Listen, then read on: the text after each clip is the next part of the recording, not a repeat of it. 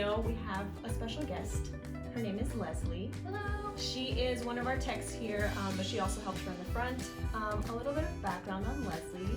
She is a ballerina. How many years? 22.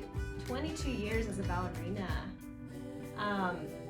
She dances for El Paso Ballet Theater, and so she's one of our little models here at the clinic. So she's gonna help me go through our video today. We'd like to go over the plank technique, the benefits of a plank, and different ways that you can modify and do a plank. You ready? Yes. Okay. Hey, Dr. Sara here with P3 Physical Therapy. So I'd like to review the form on a forearm plank. Could you show me how you would do a forearm plank, Leslie? Let's look at her form here first. So, being a ballerina, she should be pretty strong in her core and her legs. So there are some modifications that I can already do with her. So one thing that you want to keep in mind with a plank is that you really want to look solid and straight. So now that she's in the position that I want her in, let's review some things that you want to focus on. In the neck, you want to make sure that your neck is in line with your spine, okay? So what you want to do is look to the ground but straight ahead, okay? You want to make sure that your head is still in a neutral position, so you don't want to look too far up. You also don't want to look too far down. So asking or looking straight ahead will help. Now in this position, you want to make sure that the shoulders are nice and strong. The elbow should be underneath the shoulder here, right? And your hands, let's open them up, just to have more of a relaxed position here in the arms, okay? And then of course here in the lumbar spine, you want to make sure that you're nice and straight. Something that I usually tell patients is to think of a string from your belly button to your spine that's kind of pulling you up just a little bit to hold that. And you want to think about really squeezing your core muscles here, okay? Now in the hips, the same thing goes, right? You're targeting your glute muscles here as well, so you want to make sure that they're nice and tight. And then same thing with the legs, nice and straight. Knees, you don't really want to lock them, so just a little bit of a bend, just light, okay? And then her feet, I do like for the toes to be on the toes just a little bit here, so you can rest. Good. So that's the correct form for a forearm plank.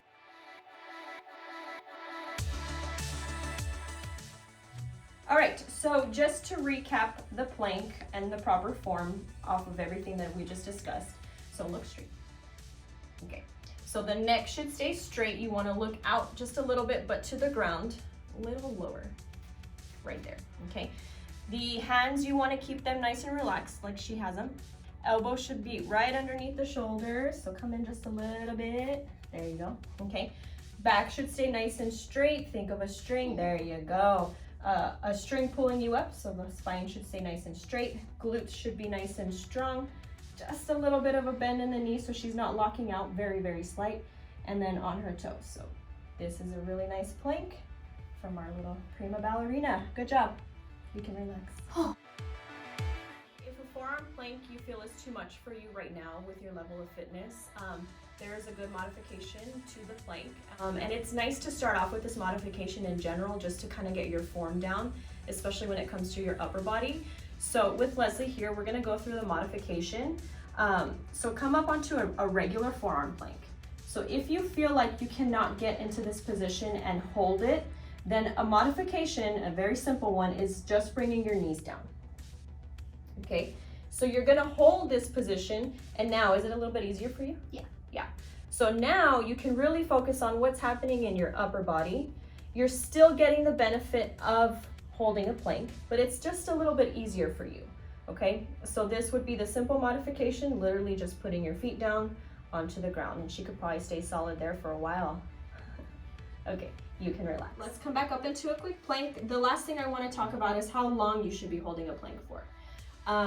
Typically, if you're barely starting off, you want to start with just about 10 seconds of hold. So counting your head for 10 seconds or use your phone as a timer. I'm not really good at counting, so I always just use my phone as a timer. So yeah, I'm obviously having her hold it much longer than that because she should be able to, she's nice and strong. So 10 seconds typically is what you want to hold it for initially. And as it starts to get easier, then you can add 5 seconds to your time, you know, as you're going on. The most time, the max time that I would recommend is 2 minutes, if anything, of holding a plank. You don't really want to hold it for much longer than that because it's really not necessary. If you're able to hold a plank for 2 minutes, then that's pretty solid. So yeah, start off with 10 seconds and then work your way up as you're going from there. How long did you hold that for? 2 minutes. Okay, you can relax. So yeah, in general, you're working on shoulder girdle, okay? You're working on core, you're working on the lumbar spine, the thoracic spine, as well as the glute muscles, and just the legs in general, because you have to maintain that plank. So the benefit of a plank is the fact that you can target multiple muscles, postural muscles, core muscles, without it being as strenuous as doing a sit-up or a crunch or some other core exercises that can be difficult for most people to do. And same thing goes with the modified version. You're still able to target all your postural muscles and your glutes doing the modified form. I am Dr. Sara Tano. Hi, Leslie, P3 technician. Make sure to leave your comments below, your questions below in the comments, or you can give us a call Be sure to subscribe to our channel. Thanks.